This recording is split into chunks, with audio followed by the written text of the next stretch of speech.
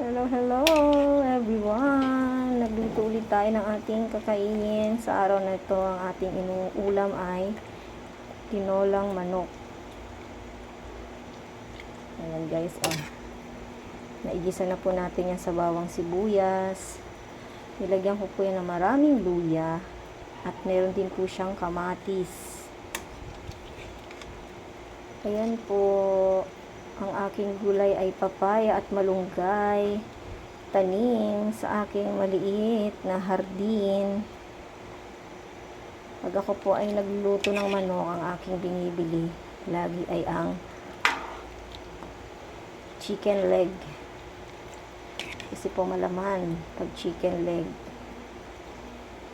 Ayan guys.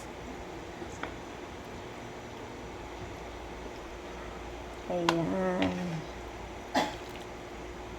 Tapos, titimpla na po natin yan ng iodized salt.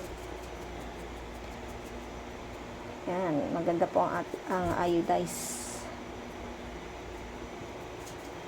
Meron po yung iodine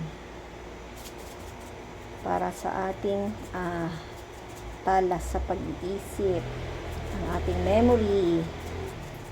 Ayan guys.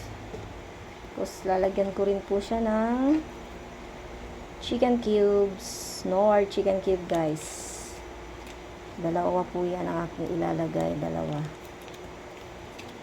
Ayan. Halu-haluin ulit natin para maluto po ng husto ang ating gulay at ang ating manok. Ayan guys, salamat po ulit sa panonood sa aking video sa araw na ito. Kain po tayo guys. And God bless everyone. Enjoy the weekends. And guys, bye bye.